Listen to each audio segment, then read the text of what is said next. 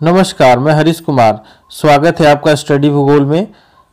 आज हम समुद्र विज्ञान lecture 1 history of the oceanography के बहुविकल्पीय प्रश्नों को देखेंगे। हिस्ट्री ऑफ ओशनोग्राफी में हमने देखा कि समुद्र विज्ञान का विकास प्राचीन काल से लेकर आज वर्तमान काल में किस तरह हुआ। इसी टॉपिक से संबंधित कुछ मल्टीपल चॉइस क्वेश्चन हैं। तो आइए शुरू करते हैं। क्वेश्चन नंबर 1, समुद्र विज्ञान के अंतर्गत निम्न में से किसका अध्ययन किया जाता है? सागरीय भूविज्ञान एवं भूआकृति विज्ञान, भौतिक समुद्र विज्ञान, सागरीय मौसम विज्ञान, जीव समुद्र विज्ञान। इन सभी का समुद्र विज्ञान के अंतर्गत अध्ययन किया जाता है। इस प्रकार हमारा उत्तर डी होगा, उपरोक्त सभी। सागरीय भूविज्ञान एवं भूआकृति विज्ञान में महासागरीय बेसिन की उत्पत्ति, क्रस्ट और मेंटल की संरचना तथा रूप, सागरीय निक्षेप की विशेषताएं और तथा उनका वितरण या सागरीय स्थल रूपों की विशेषताओं की उत्पत्ति की व्याख्या की जाती है। जबकि भौतिक समुद्र विज्ञान के अंतर्गत हम लोग जल की गतियों को देखते हैं, जिसमें सागरीय लहरें, धाराएं, ज्वार भाटा, सुनामी इनका अध्ययन सम्मिलित किया जाता है इसके अंतर्गत। फिर जल के भौतिक गुण जैसे तापमान, दबाव, लवणता, घनत्व आदि का अध्ययन किया जाता है। फिर सागरीय मौसम विज्ञान, सागरीय मौसम विज्ञान के अंतर्गत सागर के ऊपर स्थित वायुमंडलीय दशाओं से संबंधित दशाओं का अध्ययन किया जाता है। फिर फोर्थ है इसमें जीव समुद्र विज्ञान।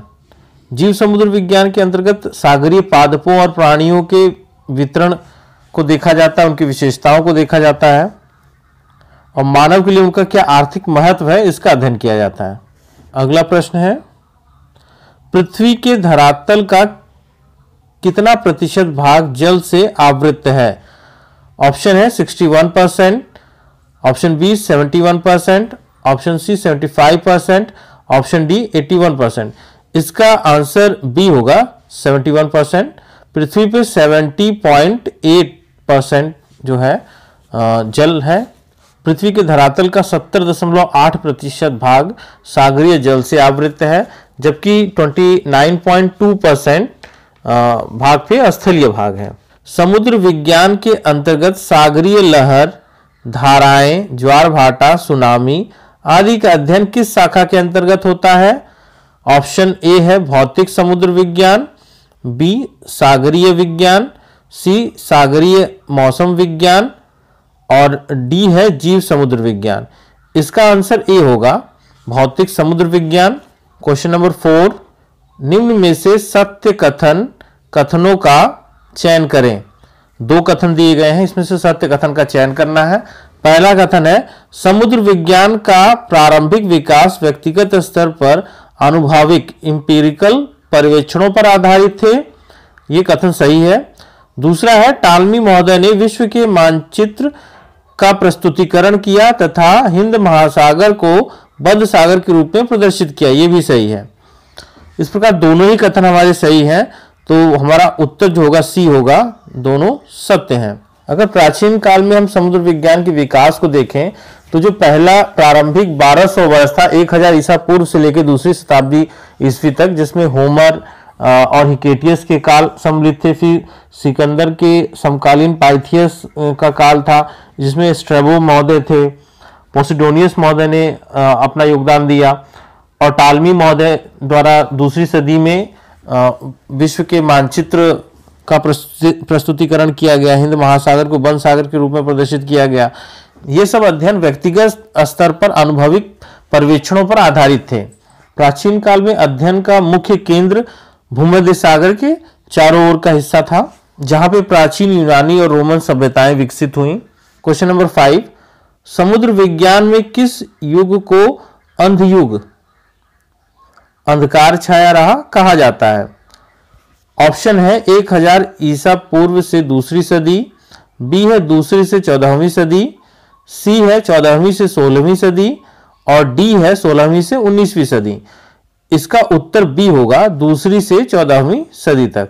समुद्र विज्ञान में दूसरी से 14वीं सदी को अंधयुग या अंधकार युग कहा जाता है। इस युग में किसी भी प्रकार के नए अन्वेषण नहीं हुए, नई खोजें नहीं हुई। इस युग में धर्म बहुत ज्यादा ही प्रभावित था, इस कारण इसे अंधयुग कहा जाता है। क्वेश्चन नंबर 6 सुमेलित कीजिए। एक तरफ यात्री भूगोलवेता दिए गए हैं, दूसरी तरफ उनकी खोज। Columbus, Vasco da Gama, Magellan, Ortelius. और दूसरी तरफ खोज में है प्रशांत महासागर का नामकरण, विश्व मानचित्र पहली आधुनिक एटलस, अमेरिका नई दुनिया, भारत केरल के कालीकट तट पर पहुंचा। तो भारत केरल के कालीकट तट पर सबसे पहले वास्को डी गामा पहुंचे थे, तो इस तरह आपका बी का 4 हो जाएगा। मैगेलन ने प्रशांत महासागर का नामकरण दिया था, वहां की शांत दशाओं के कारण उसको प्रशांत महासागर नाम दिया। कोलंबस ने अमेरिका नई दुनिया की खोज की और इब्राहिम आर्टिलियस ने विश्व मानचित्र बनाया, जिसको पहली आधुनिक एटलस भी कहा जाता है। इस प्रकार ए का 3 होगा, बी का 4, सी का 1 और डी का 2 हो जाएगा। नेक्स्ट क्वेश्चन देखते हैं। Question number 7, voyages of Challenger the Atlantic 1877 नामक पुस्तक किसकी है? ऑप्शन ए है John Murray, B Thomson, C Edward Forbes और डी है न्यूटन। इसका उत्तर बी होगा Thomson. Voyages of the Challenger the Atlantic 1877 Wyville Thomson की पुस्तक है। क्वेश्चन नंबर 8, फिशिंग कमीशन तथा एल्बेट्रोस अभियान का संबंध किस महासागर से है? ऑप्शन है उत्तरी अटलांटिक, बी पूर्वी प्रशांत महासागर, सी दक्षिणी सागर और डी दक्षिण अटलांटिक। इसका उत्तर बी होगा पूर्वी प्रशांत महासागर। क्वेश्चन नंबर 9, समुद्र विज्ञान के अंतर्गत किस युग को खोज एवं अन्वेषण का महायुग कहा जाता है? ऑप्शन ए है 1000 ईसा पूर्व से दूसरी सदी, बी है दूसरी सदी से 14वीं सदी, सी 15वीं से 16वीं सदी और डी है 16वीं से 19वीं सदी। इसका उत्तर सी होगा 15वीं से 16वीं सदी। इसे खोज एवं अन्वेषण का महायुग, great age of discovery and exploration कहा जाता है।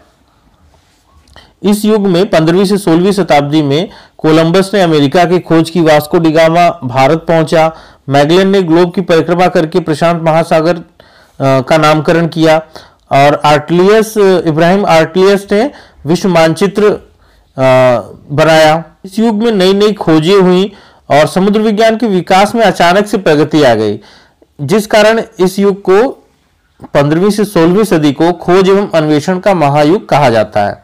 क्वेश्चन नंबर 10 सुमेलित कीजिए। एक तरफ समुद्र अभियान दिए हुए हैं और दूसरी तरफ है महासागर। ग्रेजेल अभियान, मिटियोर अभियान, डिस्कवरी सेकेंड, कार्नेगी अभियान। महासागर में है दक्षिण अटलांटिक हिंद तथा प्रशांत, दक्षिण सागर, प्रशांत तथा हिंद महासागर। ग्रेजेल अभियान जो है वो दक्षिण अटलांटिक हिंद तथा प्रशांत महासागर से सम्मिलित है। इस प्रकार ए का 2 होगा। मिटियोर अभियान जो है वो दक्षिण अटलांटिक से संबंधित है, बी का 1। डिस्कवरी सेकेंड जो है वो दक्षिणी सागर से संबंधित है, सी का 3 और कार्नेगी अभियान जो है वो प्रशांत तथा हिंद महासागर से संबंधित है, डी का 4 हो जाएगा। नेक्स्ट क्वेश्चन नंबर 11, निम्न कथनों में से सत्य कथन का चयन करें। पहला कथन है विविल थॉमसन ने लाइटनिंग 1868 और प्रोक्यूपाइन 1869-70 अभियान में भाग लिया था, यह सही है।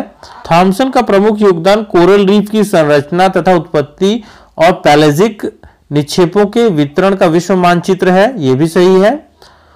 थर्ड है स्कॉटलैंड के उत्तर पश्चिम में अंतः सागरी कटक का नाम वेविल थॉमसन रिज रखा है, यह भी सही है। तीनों ही कथन हमारे सही है। इस प्रकार हमारा उत्तर जो होगा डी होगा, उपयुक्त सभी सत्य हैं। क्वेश्चन नंबर 12, उत्तरी अटलांटिक महासागर में कौन सा समुद्री अभियान चलाया गया था? ऑप्शन ए है ग्रेजेल अभियान, बी है माइकल सार्स अभियान, सी है मिटियोर अभियान और डी है कार्नेगी अभियान। इसका उत्तर बी होगा माइकल सार्स अभियान। क्वेश्चन नंबर 13, सागर नीतल प्रसरण सिद्धांत का प्रतिपादन किसने किया?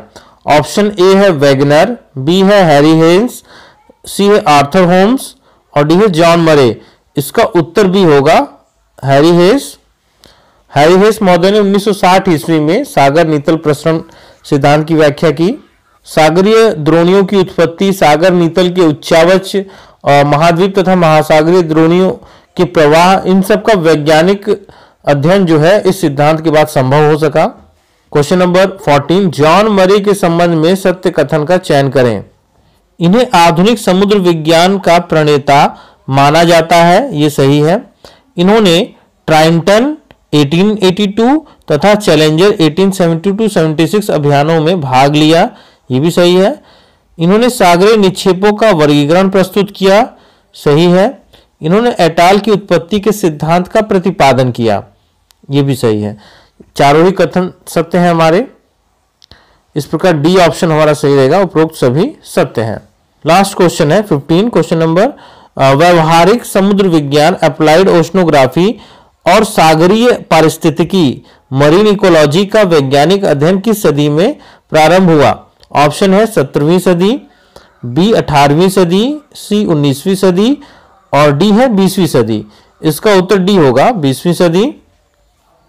सागरीय पर्यावरण और सागरीय पारिस्थितिकी का वैज्ञानिक अध्ययन जो है 20वीं सदी में प्रारंभ हुआ।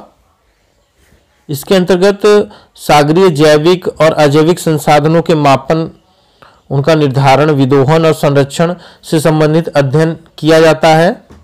तो ये 15 बहुविकल्पीय प्रश्न थे। लेक्चर 1 लाइव क्लास थी जिसमें ऑडियो और वीडियो दोनों ही बहुत अच्छे नहीं थे, कमेंट सेक्शन भी ऑफ था उसका। ये पहली लाइव क्लास थी, इसका अनुभव बहुत अच्छा नहीं रहा। फिलहाल सिर्फ वीडियो के माध्यम से हम ओशनोग्राफी के लेक्चर को आगे बढ़ाएंगे। पहला वीडियो टॉपिक से संबंधित होगा, उससे अगला वीडियो उसी टॉपिक के बहुविकल्पीय प्रश्नों पर आधारित होगा। तो मिलते हैं अगले वीडियो में, तब तक के लिए धन्यवाद।